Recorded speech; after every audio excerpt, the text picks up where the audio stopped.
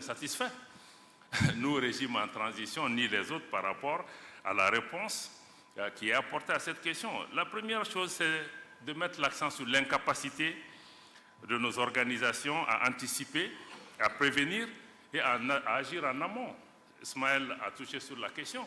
On dit early warning, early warning. Non, ce n'est pas early warning. Tout ce qui s'est passé au Mali, au Niger, au Burkina, en Guinée, mais on a vu venir, on n'a pas besoin d'être savant. Qu'est-ce qui a manqué? Mais il n'a rien fait, il n'y a pas eu d'action. Et parce que dans nos pays, bon, on est très prompt à agir quand des gens prennent le pouvoir par des coups d'État ou autres. Mais qu'est-ce qu'on fait des présidents qui sont assis et qui posent des actes qui créent la tension dans leur pays, qui manipulent les constitutions, qui manipulent les organes judiciaires, qui créent l'instabilité dans leur pays, qui empêchent aux gens d'être candidats à des élections, etc. Qu'est-ce qu'on en fait? On regarde. Maintenant, quand il y a un changement, je connais même les playbooks de ces organisations. Tout le monde s'élève, mission, on fait 10 sommets qui n'aboutissent à rien. Donc je pense que ça, notre incapacité à anticiper et à répondre est un problème. Et aussi l'absence de solutions adaptées à ces changements anticonstitutionnels. Parce qu'on a l'impression que, comme les anglophones le disent, one size fits all. Quand il y a un problème au Mali, quand il y a un problème au Gabon, quand il y a un problème au Tchad ou ailleurs, on a la même solution.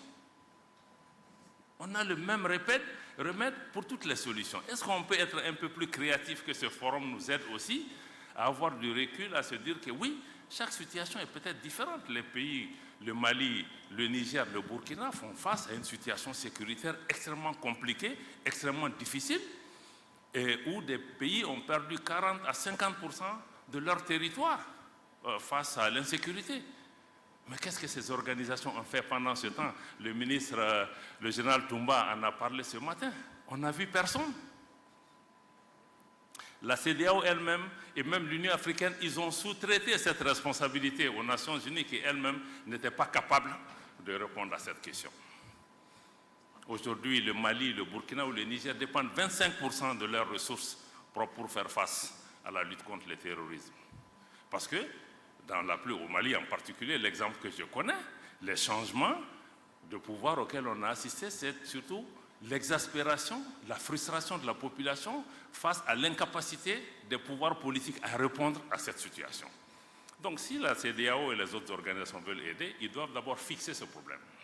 On ne peut pas venir dire aux gens seulement organiser des élections ABCD.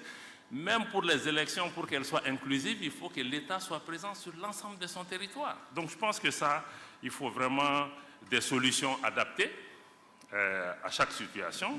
Et aussi comprendre que la peur ne peut pas constituer une politique. Je sais que dans beaucoup de pays, les gens ont peur, qu'il y a contagion des coups d'État. Est-ce que cette peur a empêché que les choses se passent? Donc au-delà de la peur, moi je crois qu'il faut qu'on soit pragmatique. Comme le cas du Niger, on l'a indiqué. Ce qui s'est passé, il ne faut pas être devin, mais il faut engager les gens, il faut parler avec les gens pour trouver des solutions.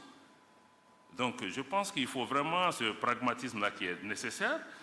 J'ai déjà parlé de l'absence de solidarité, mais aussi nos organisations doivent fondamentalement changer de logiciel. Il faut comprendre des pays comme le Mali, nous avons souscrit à toutes ces organisations. Nous savons que dans ces organisations, quand il y a un coup d'État, il y a changement anticonstitutionnel, les règles s'appliquent.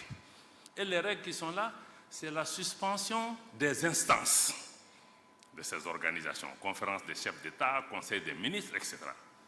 Mais ce n'est pas l'ostracisme et l'exclusion. C'est pourquoi l'OME est importante par rapport à ça. Parce que dans certains cas, non seulement les pays sont sanctionnés, mais sont punis. Pas seulement punis, pas seulement les dirigeants, mais on punit toute une population, sans punition collective. Parce qu'on cherche le président, on cherche telle ou telle chose. Est-ce que le peuple nigérien mérite qu'on lui coupe l'électricité, l'eau, la nourriture, les médicaments? Par rapport à ce qu'est-ce qu'elle a à voir dedans? Donc moi je crois que vraiment... Et le plus grand problème aussi, c'est que...